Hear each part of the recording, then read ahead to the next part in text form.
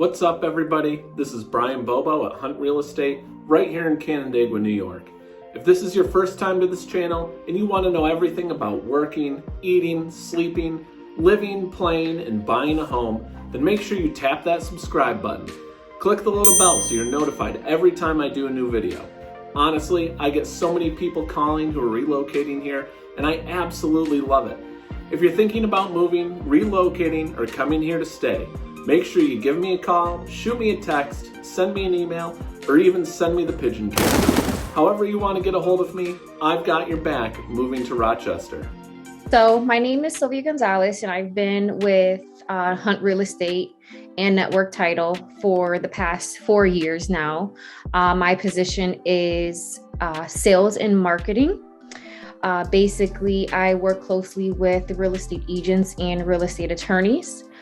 Basically, my job is to pick up closing documents from attorneys' offices and make sure that they get put on record at the county clerk's office, so that way the client officially owns their property. So could you just explain to everybody what exactly your role is during a transaction? Yes, sure. So basically, like I said before, my job is to pick up closing documents at an attorney's office. Once I do that, I look over all of the documents. I'll look over the deed. I will look over the tax papers, such as the RP and TP, make sure everything is filled out correctly, make sure numbers are done correctly, look over the mortgage documents, and make sure that the checks add up to the fees. And then from there, I will either take it to that county clerk's office, or we have a system called Simplifile, where we can scan the documents and put it right through the system, which gets sent to the county clerk's office, and they will take it from there, basically, so that way they can put it in the system. Okay. So I know one thing as an agent, personally, why I like using Network Title is it seems to make the transaction go a little quicker. Oh yeah, definitely. Explain why going with Network Title helps speed up the process a little bit. So the benefits of using Network Title, your client, the seller, would receive a discount. They would receive a discount of 50% off or $15, whichever is greater. Also, the benefits of using Network Title, we can start the search locate on the abstract even before there's a contract of sale on the property. So that way we can get the ball rolling as soon as your seller puts their house on the market. And then once there's a contract of sale on the property, we can go ahead and start the update process on the abstract. And then from there, it gets sent to the seller's attorney, buyer's attorney, so on and so forth. Okay. So typically, if somebody weren't to go with Network Title, when would that part of the process actually be started? So if they don't want to use Network Title as the title company that they want to use to update their abstract, it's most likely because they have chosen another title company, or the attorney has chosen their title company that they have. Okay. So it's most likely because they're using a different title company. Okay. And then the attorneys aren't really going to necessarily start that process right away like you would. Exactly. Okay. So yeah. That's where the time savings is going to start to come in, is exactly you're starting it right away versus an attorney waiting maybe to see for some contingencies or whatever to be met before they'll actually start that process, because they want to kind of be assured that the transaction is going to move forward. Exactly. Okay. Now with Network Title, I know one of the other advantages is if somebody were to list their property with me and we were to use Network Title, and then their house doesn't sell, they're not charged for the work that you've already put in, right? Correct. They will not be charged for anything, actually. And then what we could do is we can hold on to the abstract for them if we have already located it. We can keep it in our Buffalo corporate office in storage. And once your seller is ready to put their house on the market again, we can go ahead and get the process started all over again for them. Awesome. That's great. But the work would already be done. So it's like we're just saving it for them till they're ready to put the house back on the market. Awesome. That's great. Yeah. Kind of having that, letting the sellers know that, you know, unless we sell their house, you know, we're not going to just charge them for, you know, doing work that might not be needed Exactly right away. Yeah, because you never know what's going to go on in the market these days. Yeah, absolutely. Yeah, it's crazy right now. Oh, yeah, definitely. So for people out there who might not know what their title is, could you explain what a title is? Sure. So basically a title, which can be named also an abstract, search of title, or search, is basically a thick book, or sometimes it's thin if it's a newer home.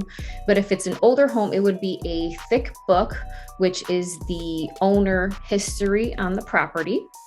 And in the abstract, it would contain the deeds that the people had signed when they bought the house, the mortgages, the releases, court documents, and anything else that needs to be in the abstract when getting the home. And I know something that we as agents talk to sellers about, even on the listing appointment, is that they really need to know where their abstract is. So what happens if somebody is selling and they can't find their abstract? So that's a good question. So with network title, if you are not able to find your abstract, when we start the locate process, that means we are trying to find the abstract for you. So what we'll do is, depending on what county you are in, we will contact all of the title companies in that county. And then we would go back to the previous attorney that you used when you purchased your home to see if maybe they have it in storage, or possibly the bank that you used when purchasing your home. And then what would happen if after all of that, you're not able to locate it?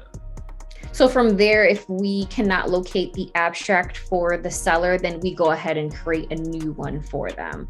So with that, our searcher will go back and basically look in the notes in the system that we have and create the abstract for them.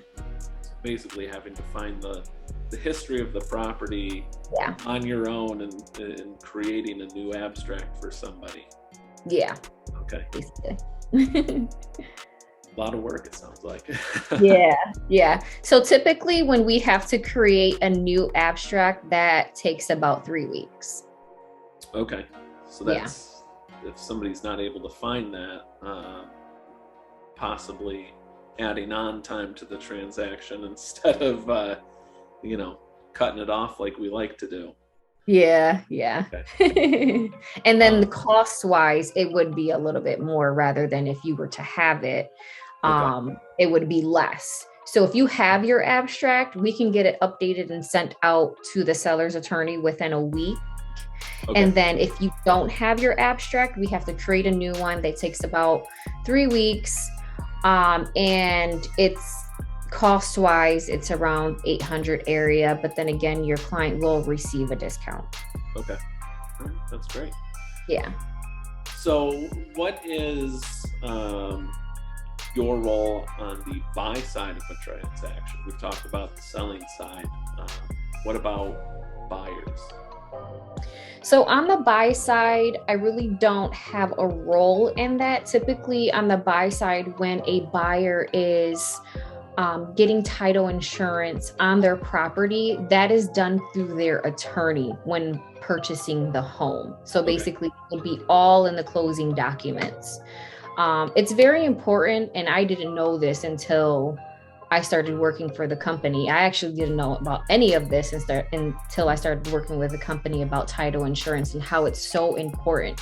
Because when you go to purchase a home and the previous owner didn't take care of any liens that they had on the property, say of like $10,000, that can fall on the new owner, and then they would have to take care of that cost before they purchase the home. And and it's not fair to them because that had nothing to do with them. Sure. So if you get title insurance on your property, it can protect you against fraud and forgery, errors and omissions on deeds, liens and judgments, claims of unknown or missing errors, incorrect legal descriptions, and mistakes in examining records, basically. Okay. So it's really important. A lot of these issues then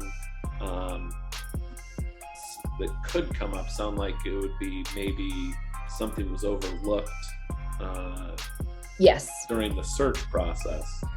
Yeah. Then down the road, maybe when the new buyer goes to sell, maybe their attorney were to find something, or title company or whoever, that's when this would really show up as being an issue.